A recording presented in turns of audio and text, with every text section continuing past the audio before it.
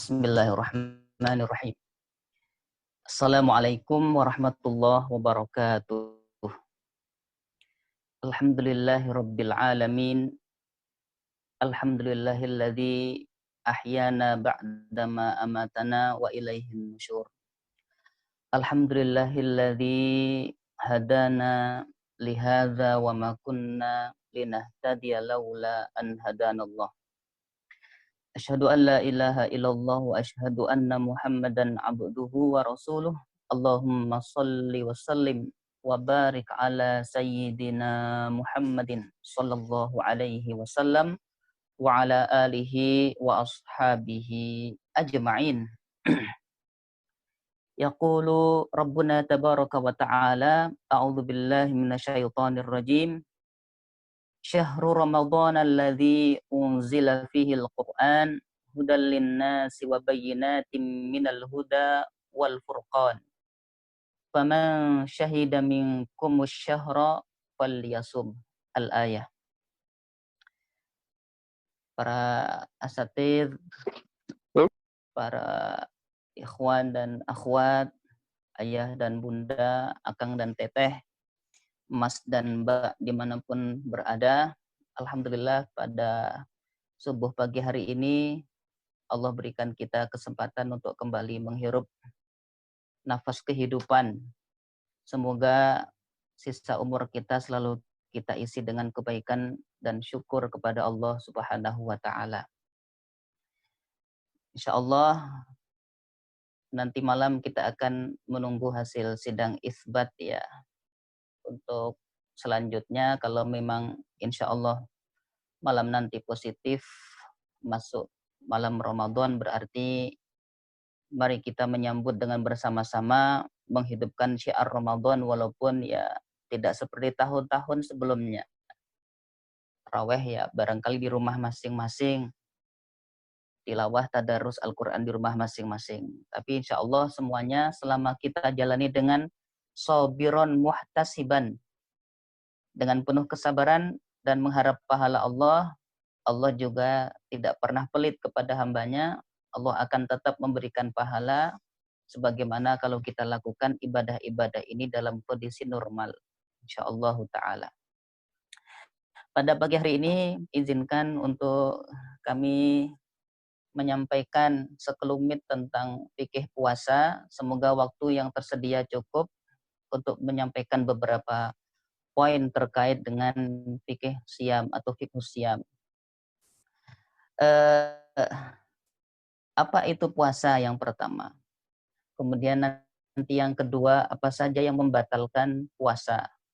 Yang ketiga, siapa saja yang boleh tidak berpuasa? Nah ini kira-kira 3 poin ini dulu akan kita bahas. Kalau waktunya masih luang, kita akan tambah dengan diskusi atau tanya jawab. Kalau waktunya masih bertambah lama, ya akan kita tambahkan porsi materinya. Tapi intinya ini dulu, 3 poin ini. Apa itu puasa secara bahasa dan istilah?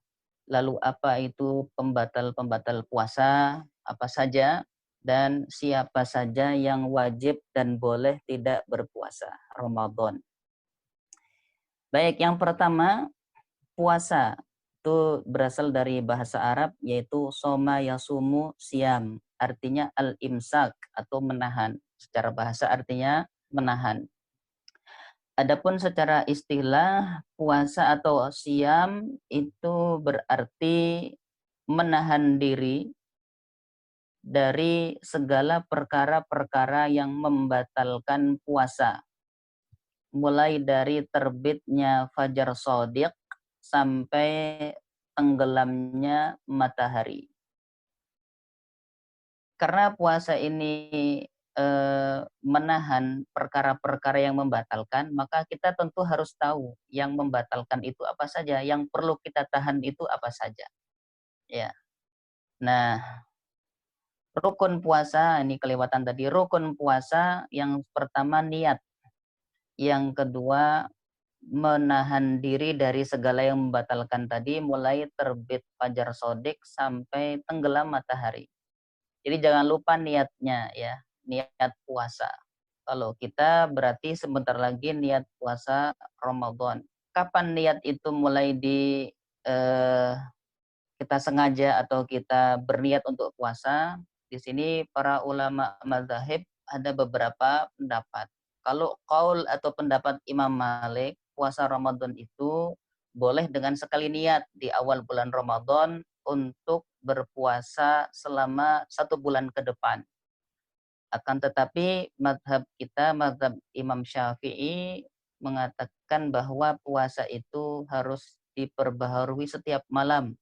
Makanya biasanya kalau kita sholat taraweh di musola atau di masjid, setelah selesai taraweh biasanya imam membimbing. Nawaitu shauma ghadin an adai fardhi syahri ramadhana hadhihi sanati lillahi ta'ala. Nah, ini boleh diucapkan bersama-sama. Tapi intinya niat sebenarnya di mana? Ya, apa yang ada di dalam hati kita. Lah adanya dilafalkan itu untuk menguatkan saja.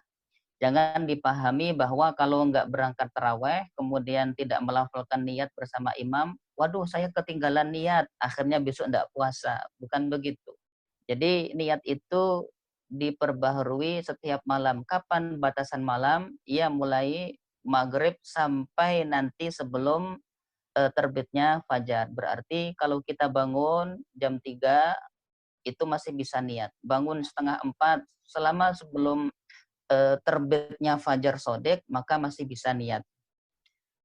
Pakai bahasa apapun kalau melafalkan juga boleh. Saya niat puasa Ramadan hari ini misalnya, itu juga boleh. Tapi yang paling penting niat itu hakikatnya di mana? Di dalam hati kita masing-masing.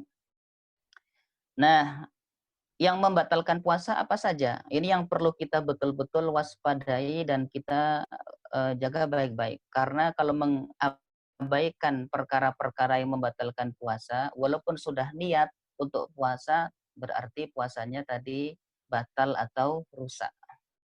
Nah, di sini ada 9 perkara yang membatalkan puasa. 9 perkara ini apa saja? Harapannya dengan penjelasan ini kita semuanya bisa memahami dengan baik, dengan sistematis. Saya mengambil materi ini dari buku fikih praktisnya Buya Yahya. Penjelasannya sangat mudah dipahami dan sangat runut ya. Jadi 9 perkara yang membatalkan puasa. Ada juga 9 orang yang tidak yang boleh tidak berpuasa. Jadi sudah disusun oleh beliau dengan sangat runut dan mudah menurut mazhab Syafi'i tentunya. Yang pertama yang membatalkan puasa adalah memasukkan sesuatu dengan sengaja ke dalam 5 lubang dalam tubuh kita.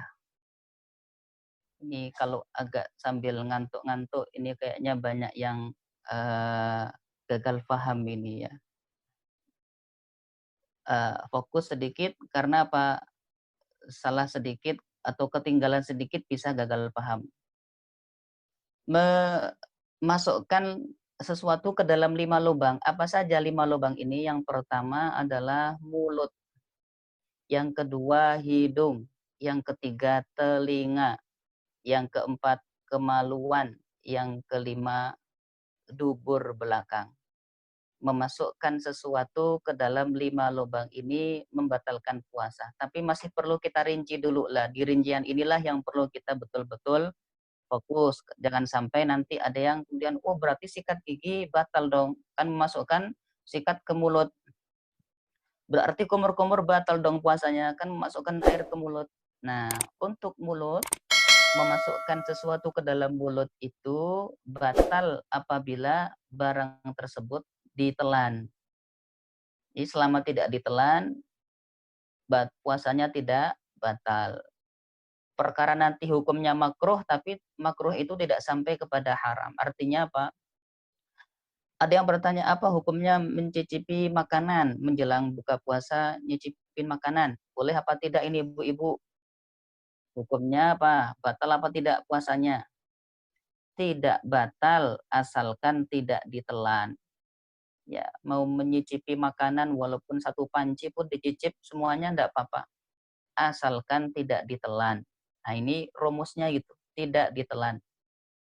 Gosok gigi batal tidak? Tidak. Walaupun dalam mazhab Syafi'i kalau sudah matahari tergelincir itu gosok gigi atau bersiwak hukumnya makruh, tapi tidak membatalkan puasa selama sikatnya tidak ditelan atau odolnya seger rasa stroberi, jangan ditelan. Ya, ini yang pertama. Nanti akan muncul pertanyaan bagaimana hukumnya kalau menelan ludah. Kan ada orang juga yang karena khawatir puasanya batal, dari pagi setiap kali ada ludah dikeluarin, ada ludah dikeluarin. Jadi sibuk keluarin ludah, cahcuh begitu ya. Nah, akhirnya di siang hari dia lemesnya luar biasa, lemes sekali. Nah, adapun ludah itu boleh apa tidak untuk ditelan? Boleh, tapi syaratnya 3. Ludah itu boleh ditelan. Yang pertama, ludah kita sendiri, boleh ditelan. Yang kedua, ludah itu masih orisinil, masih murni, belum bercampur dengan permen rasa stroberi maupun coklat. Yang ketiga, ludah itu belum keluar dari wilayah mulut kita. Kalau sudah keluar, maka kok dimasukkan lagi ditelan, membatalkan puasa. Ya, ini yang pertama, memasukkan sesuatu ke dalam mulut. Standarnya atau batasannya jangan ditelan. Yang kedua, memasukkan sesuatu ke dalam hidung.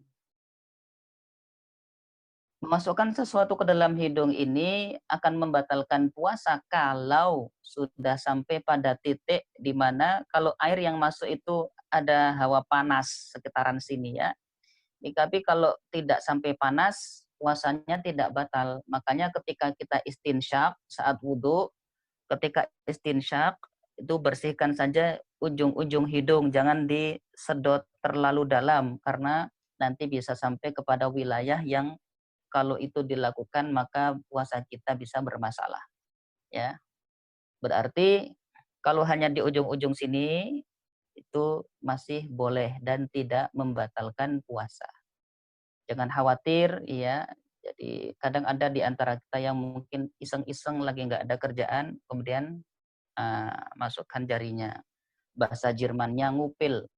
Nah, itu tidak membatalkan puasa. Kenapa? Karena masih wilayah ujung-ujung hidung. Yang ketiga, memasukkan sesuatu ke dalam telinga. Tapi selama yang kita masukkan adalah masih jari-jari kita sendiri, ini sebenarnya kalau kita masukkan begini, ini belum masuk ke wilayah telinga dalam. Jadi masih boleh. Tapi kalau menggunakan alat semacam cotton bud atau air kita masukkan ke dalam telinga, nah itu membatalkan puasa. Selanjutnya yang keempat, memasukkan sesuatu ke dalam lubang kemaluan. Makanya hati-hati khususnya para muslimah ketika buang air kecil, itu ketika membersihkan wilayah tersebut, jangan dimasukkan jarinya ke dalam. Cukup dengan perut-perut jari ini saja ditekan, dan insya Allah puasanya tetap sah. Tapi kalau dimasukkan begini ke dalamnya, itu bisa merusak puasa. Ketika ada seorang muslimah, ibu-ibu misalnya sedang hamil, cek ke dokter. Ternyata kata dokter kandungan ini harus USG dalam. USG dalam berarti kan memasukkan alat ke dalam kemaluan. Nah, ini merusak puasa. Maka jangan lakukan USG dalam ketika sedang dalam kondisi berpuasa. Yang kelima, lubang dubur. Memasukkan sesuatu ke dalam lubang dubur. Maka ketika buang air besar, kemudian ingin membersihkan wilayah tersebut, juga sama dengan yang tadi, cukup dibersihkan dengan perut-perut jari kita, jangan dimasukkan begini ke dalam, lubang dubur. Nah, ada obat sembelit. Misalnya sembelit. Nah, itu ada obat yang kemudian dimasukkan ke dalam lubang dubur untuk memudahkan buang air besar atau BAB. Kalau itu dilakukan ketika sedang puasa, maka puasanya bisa batal. Maka kalau ingin memakai obat tersebut, ini tidak dilarang menyebut merek ya, itu jangan dilakukan ketika sedang berpuasa. Inilah 5 lubang yang harus kita jaga betul-betul. Kalau sudah paham 5 lubang ini, maka selain 5 lubang ini tidak membatalkan puasa. Lubang mulut, hidung, telinga, kemaluan, dubur. Kalau kita memakai obat mata, dimasukkan ke dalam mata, itu kadang-kadang ada rasa pahit-pahit begitu ya di tenggorokan. Membatalkan puasa apa tidak? Mata termasuk 5 lubang ini atau tidak? Nah, jadi langsung kita bisa memberikan jawaban dengan terang dan tidak ragu-ragu. Suntik apa hukumnya? Nah, tentu kita juga sudah bisa menyimpulkan suntikan itu membatalkan puasa atau tidak. Selanjutnya, yang membatalkan puasa selain memasukkan beberapa perkara-perkara sesuatu ke dalam 5 perkara tadi, yaitu muntah dengan sengaja. Muntah dengan sengaja. Kalau ada yang sengaja memasukkan jarinya ke tenggorokan untuk memancing muntah, dan betul ternyata muntah, indominya keluar, bakwannya keluar, nah itu batal puasanya. Nah, akan tetapi kalau dia tidak sengaja, karena barangkali sedang nyidam, atau masuk angin, atau mabuk kendaraan, kemudian dia muntah, tidak bisa dikontrol itu, keluarlah makanan semua tadi sahur. Itu tidak batal puasanya. Ya, tapi ingat bahwa muntah itu hukumnya adalah najis. Makanya setelah muntah, segera ambil air kumur-kumur, dilepeh lagi, dikeluarkan lagi. Seringkali setelah muntah, ada yang malas-malas nggak langsung kumur-kumur. Sisa muntahan itu masih ada tertinggal di dalam mulut kita. Dan najis tidak bisa disucikan dengan air liur. Makanya walaupun berkali-kali dia membuang ludah, najis itu tetap najis. Belum hilang najisnya sampai dia berkumur dengan air. Dimasukkan air, dan dikeluarkan lagi, barulah itu najisnya hilang. Makanya jangan menelan ludah setelah muntah. Karena menelan ludah setelah muntah sebelum berkumur-kumur berarti membatalkan puasanya, merusak puasanya. Ini tentang masalah muntah. Yang selanjutnya, yang ketiga, yang membatalkan puasa adalah melakukan hubungan suami istri.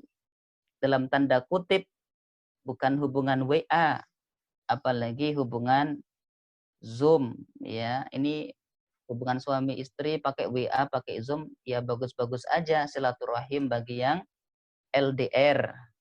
Tapi maksudnya di sini melakukan hubungan senggama. Hubungan senggama suami istri di siang bulan Ramadan dalam kondisi dia sedang berpuasa, mukim, sadar, tidak terpaksa, tidak dipaksa, tidak di bawah tekanan. Maka puasanya batal.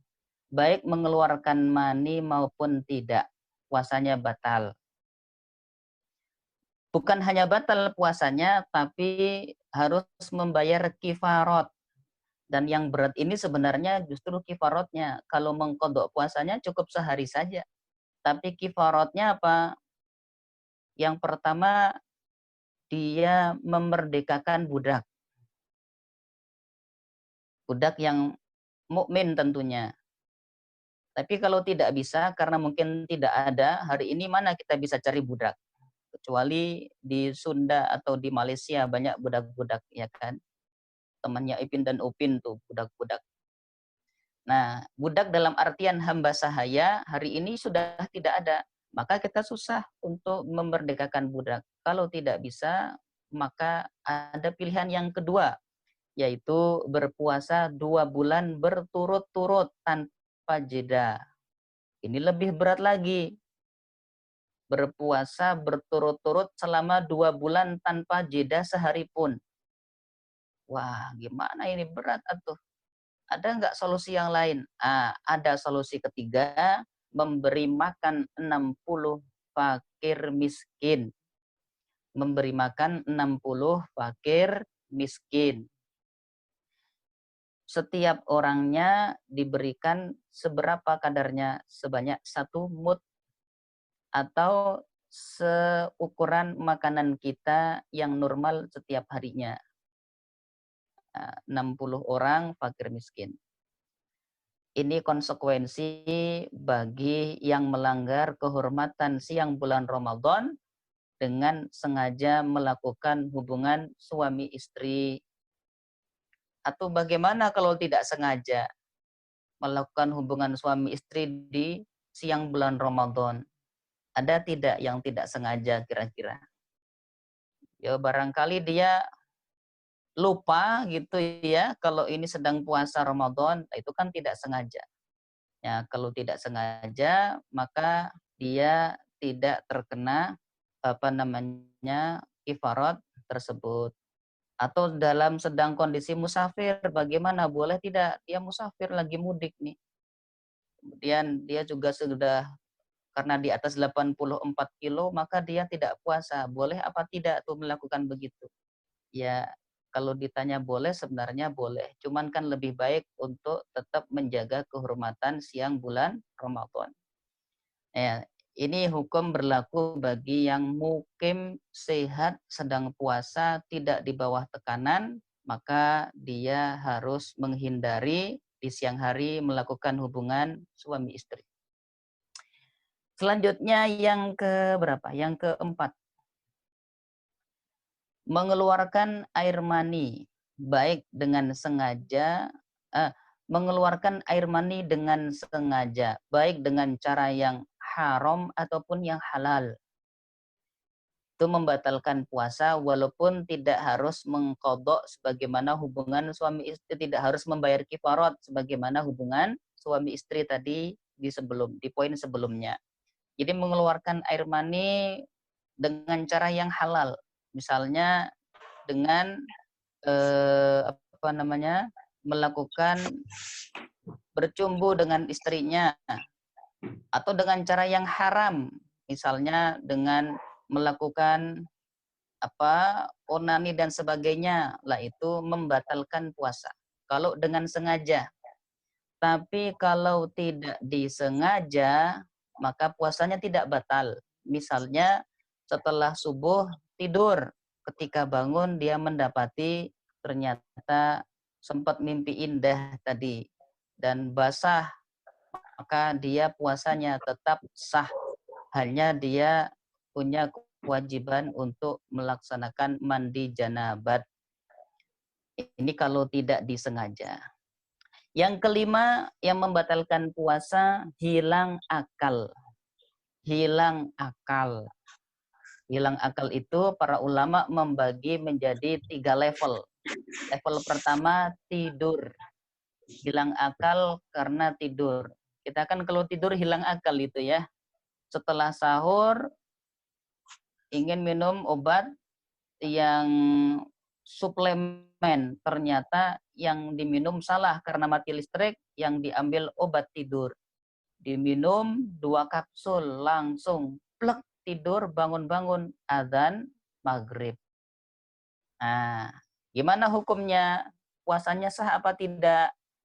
Tetap sah puasanya, cuman dia harus mengqadha sholat yang ditinggalkan sehari itu.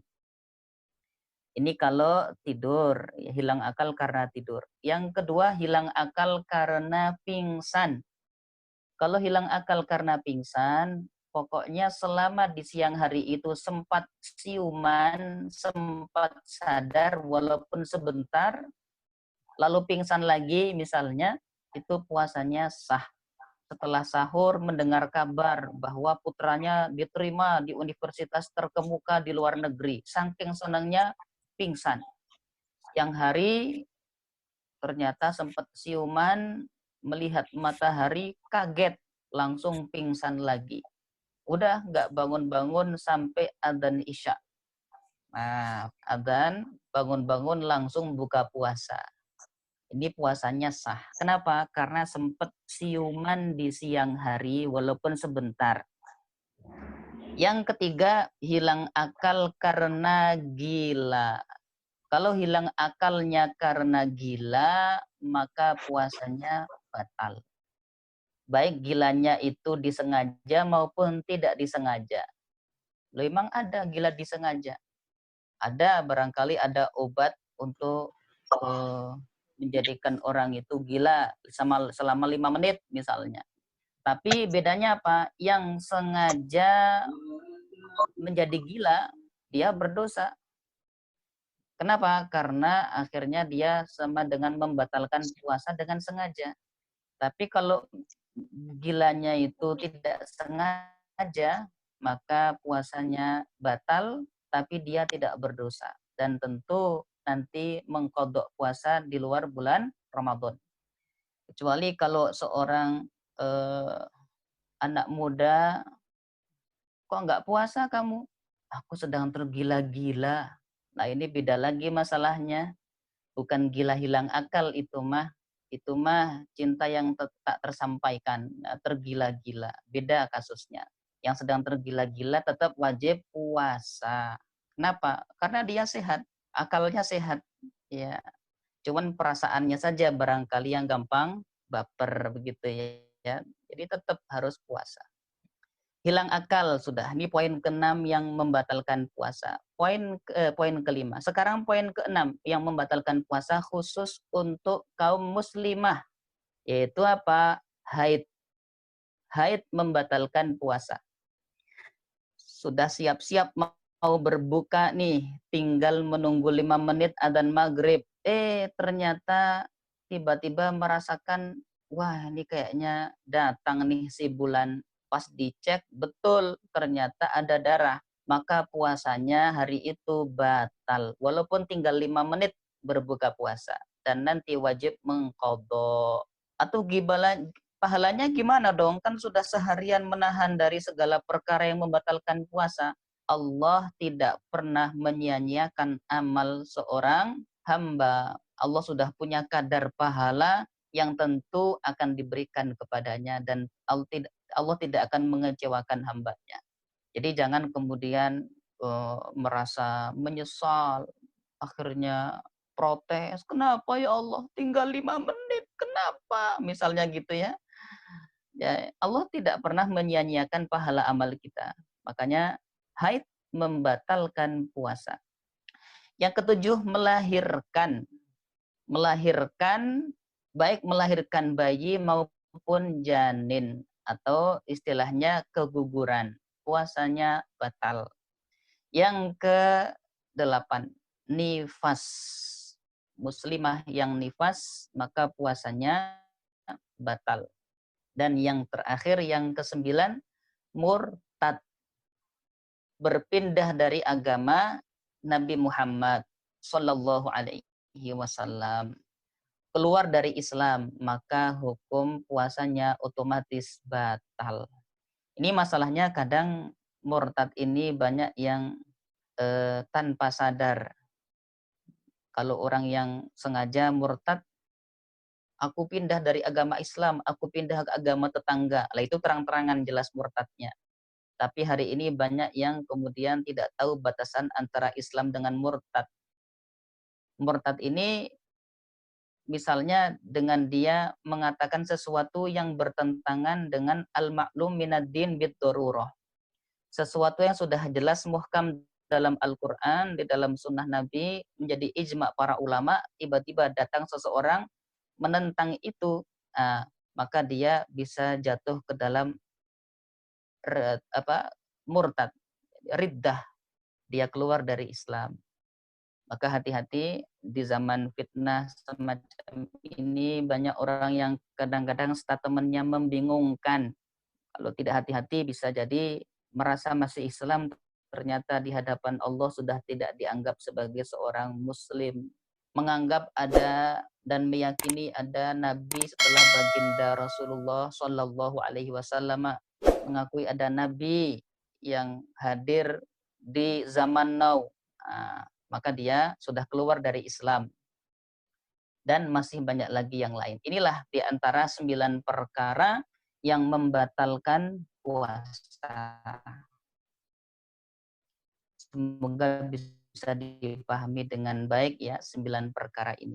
Saat masih ada waktu ya, kita akan lanjutkan sedikit lagi. Sekarang siapa saja yang boleh tidak berpuasa? Yang boleh tidak berpuasa.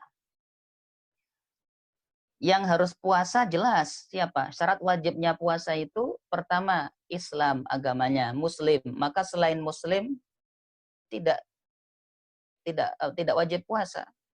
Ya, jadi kalau bisa ini yang biasa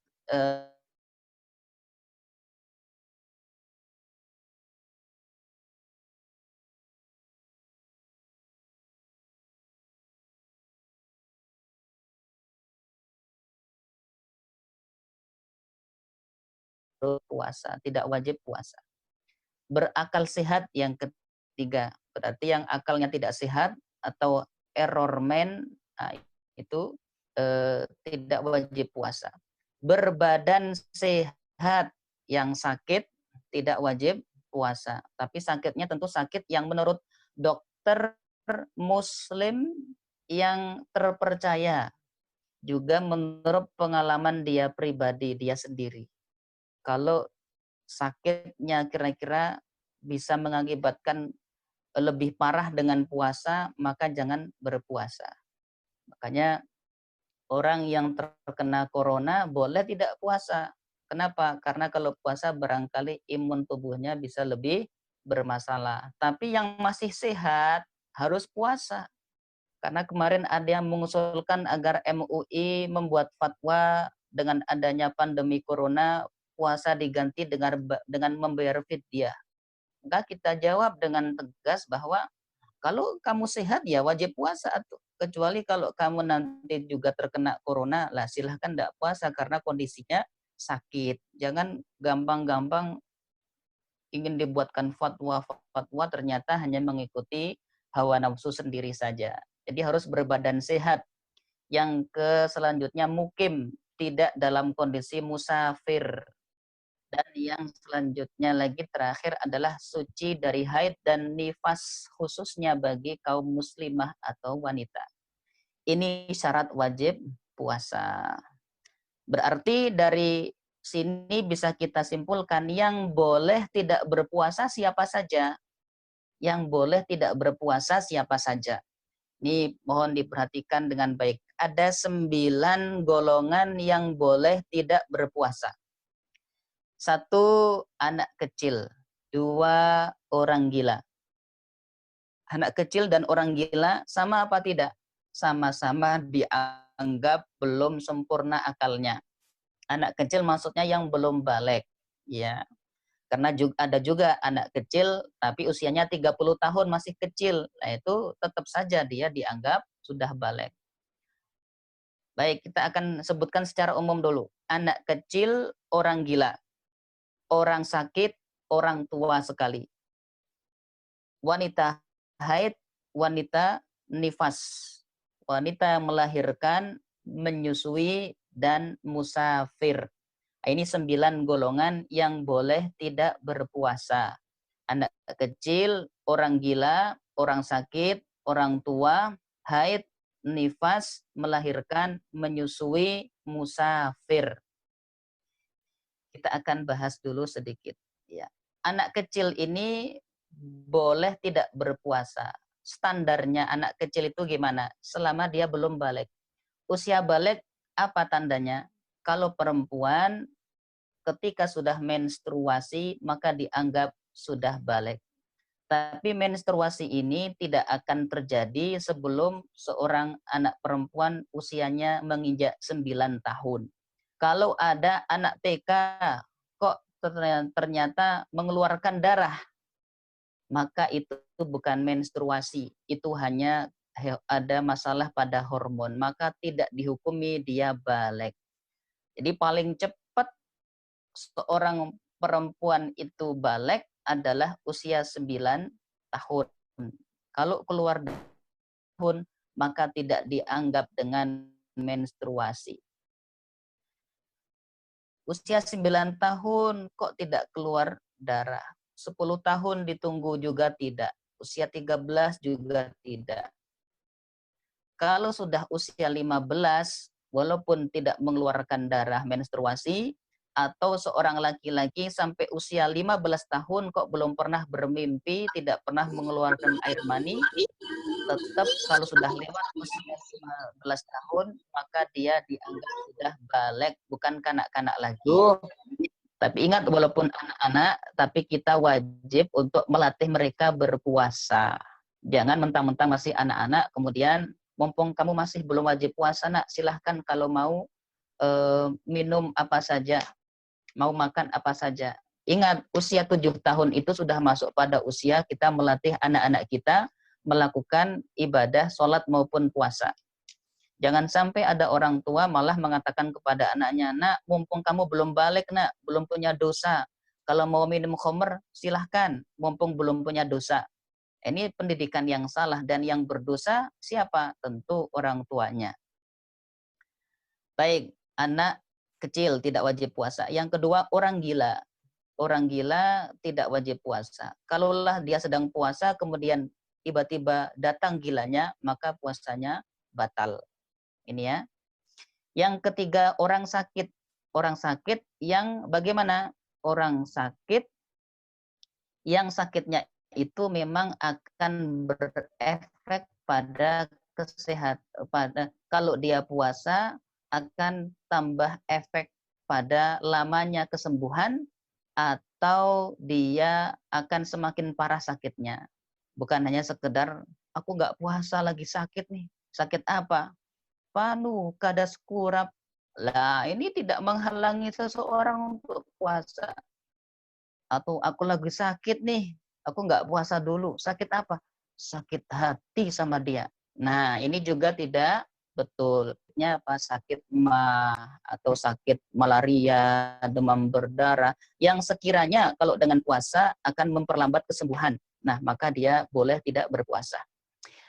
Orang tua yang sekiranya berpuasa malah akan mengakibatkan kondisi fisiknya semakin menurun, maka dia juga tidak wajib puasa. Orang yang sudah sangat tua sehingga tidak bisa diharapkan untuk berpuasa, maka cukup membayar fidyah. Orang sakit itu, orang tua itu dikiaskan dengan orang sakit, sama dengan orang sakit. Apa sakitnya? Sakit tua. Karena penyakit tua itu tidak ada obatnya. Kalau ada obat untuk penyakit tua, barangkali banyak yang pengen membeli kapsul atau pilnya biar mudah lagi. Makanya penyakit orang sakit dan orang tua renta tidak wajib puasa. Maka mohon yang masih membersamai orang tuanya yang sudah sepuh, kalau memang kondisinya sudah payah, jangan dipaksa dibangunkan untuk sahur, kemudian diambilkan nasi 1 piring penuh, makan, ayo puasa. Nah, ini jangan sampai. Ini merupakan adab yang tidak bagus kepada orang yang sudah tua. Maka biarkan mereka tetap tidak puasa, tapi nanti bayarkan fidyahnya. Bayar fidyah kapan? Bayar fidyah itu setiap kali meninggalkan puasa baru dibayarkan fidyahnya. Setiap hari boleh, setiap kali nggak puasa bayar fidyah. Besok nggak puasa lagi, lah besok bayar fidyah. Jangan besoknya nggak puasa, bayar fidyahnya hari ini.